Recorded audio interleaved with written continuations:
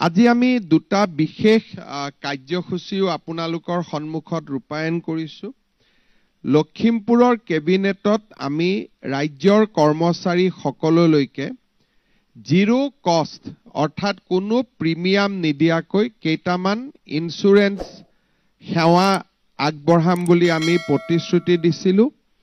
আজি state bank আৰু union বেংকৰ লগত হোৱা বুজাবুজিৰ চুক্তিৰ জৰিয়তে এই আঁচনিখন 1 জানুৱাৰীৰ পৰা কাৰ্যকৰীকৰণ হ'ল। এতিয়াৰ পৰা ৰাজ্য চৰকাৰৰ যিকোনো কৰ্মচাৰীৰ প্ৰাকৃতিক মৃত্যু হলেও তেওঁলোকে ষ্টেট বেংক আৰু ইউনিয়ন বেংকৰ পৰা 10 লাখ টকাৰ লাইফ ইন্সুৰেন্স লাভ কৰিব। যদি প্ৰাকৃতিক হয়, ডিজিজৰ কাৰণে বেমাৰত মৃত্যু হয়, তথাপিতো চৰকাৰে আগবঢ়োৱা সুবিধাৰ উপৰিও তেওঁলোকে অতিৰিক্তকৈ আৰু 10 লাখ টকা লাভ কৰিব।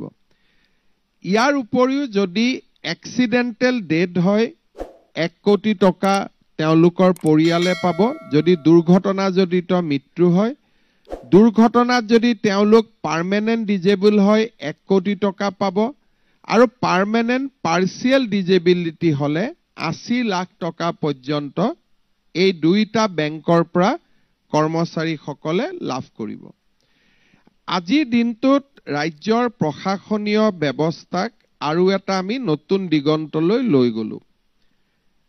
নিযুক্তিৰ ক্ষেত্ৰত স্বচ্ছতা তাক আমি অসমে আজি যি ভাৰতবৰ্ষক পথ দেখুৱাইছে সি ইতিমধ্যে ৰাষ্ট্ৰীয় স্বীকৃতি পাব সক্ষম হৈছে আৰু অসমৰ ৰাইজেও নিযুক্তিৰ স্বচ্ছতাক অতি উষ্ণভাৱে আদৰণি জনাইছে।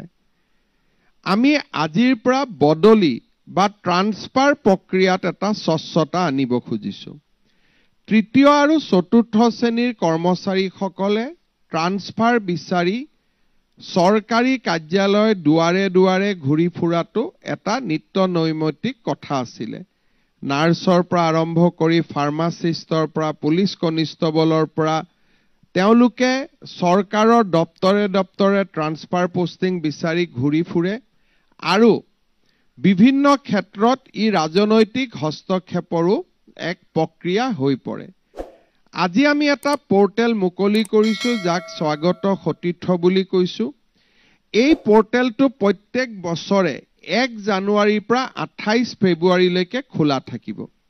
ৰাজ্যৰ তৃতীয় আৰু চতুৰ্থ বৰ্গৰ কৰ্মচাৰীসকলে যিমান কৰ্মচাৰীয়ে আবেদন কৰিব খোজে বদলিৰ 1, 2, 3, 4, 5 5টা অপচন দি 5খন জিলাৰ অপচন দি তেওঁলোকে বদলিৰ প্ৰক্ৰিয়াত অন্তৰ্ভুক্ত হ'ব আৰু এটা পাৰস্পৰিক বুজাবুজিৰে যিমান আমি একমোডেট কৰিব পাৰো, অৰ্থাৎ কোনো এখন ইনষ্টিটিউচনক খালী নকৰোৱা কৰি যদি এখন হস্পিটালৰ পৰা এগৰাকী নাৰ্ছ গুচি আহে তাত সেৱা বন্ধ হৈ যায়, কিন্তু যদি এগৰাকী ওলাই যায় এগৰাকী সোমাই আহে তেতিয়াহ'লে চিকিৎসালয়খনৰ সেৱা বঞ্চিত নহয়।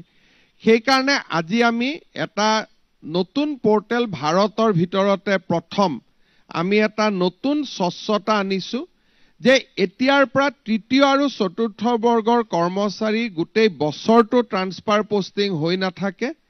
জানুৱাৰী মাহত পোৰ্টেলত আবেদন কৰিব, 28 ফেব্ৰুৱাৰীলৈকে পোৰ্টেল খোলা থাকিব। বিহুৰ আগতে 14 এপ্ৰিলৰ আগতে কম্পিউটাৰে ট্ৰান্সফাৰ কৰি দিব, বিষয়াই নহয়। কম্পিউটাৰে লোকেট কৰিব যে এওঁ শিৱসাগৰৰ পৰা ধেমাজি আহিব খুজিছে, এখেতে ধেমাজিৰ পৰা শিৱসাগৰত আহিব খুজিছে।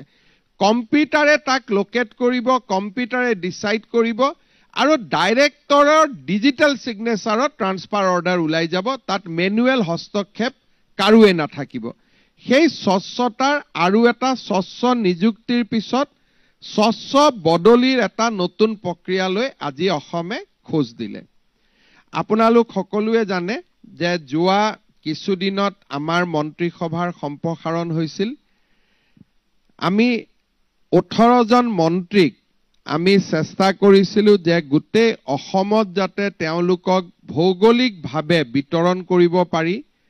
আজি আমাৰ মন্ত্ৰীসভাৰ সম্প্ৰসাৰণৰ পিছত উজনি অসমৰ পৰা 6 জন মন্ত্ৰী, নামনি অসমৰ পৰা 4 জন মন্ত্ৰী, উত্তৰ অসমৰ পৰা 2 জন মন্ত্ৰী, মধ্যম অসমৰ পৰা 2 জন মন্ত্ৰী, বৰাক ভেলী আৰু হিলছ ডিষ্ট্ৰিক্টৰ পৰা 3 জন মন্ত্ৰী আমি মন্ত্ৰী সভাখনক এটা সুষমভাৱে বিতৰণ কৰিছিলো যোৱা লাষ্ট ৰিসাফলত, যাতে অসমৰ প্ৰতিটো ভৌগোলিক ক্ষেত্ৰকে অসম মন্ত্ৰী সভাই প্ৰতিনিধিত্ব কৰিব পাৰে। যোৱা 2024 বছৰটো আমাৰ বাবে এটা প্ৰাপ্তিৰ বৰ্ষ আছিল।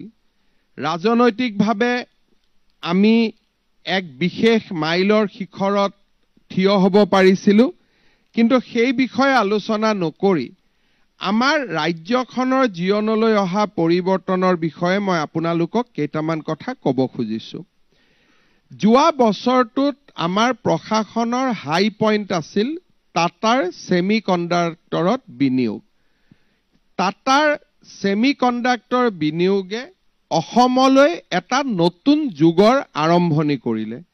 প্ৰায় 27,000 কোটি টকাৰ ব্যয়ৰ টাটাৰ যিটো semiconductor assemble, tested, mark and package units আমি যাক বনাব গৈ আছো, ই 48 মিলিয়ন চিপছ ই বছৰত নিৰ্মাণ কৰিব পাৰিব। লাৰ্চন আৰু টাৰ্বোৱে এই প্ৰজেক্টটো কাম ইতিমধ্যে আৰম্ভ কৰিছে। ই প্ৰায় 30,000 লোকৰ ডিৰেক্ট এণ্ড ইনডাইৰেক্ট কামৰ সূচনা কৰিব আৰু জাগিৰোডত দিনে নিশাই নিৰ্মাণ হৈ থকা এই প্ৰকল্পটো এই বছৰৰ শেষৰ ফালে মুকলি কৰিব পৰা পৰ্যায়লৈ আহিব।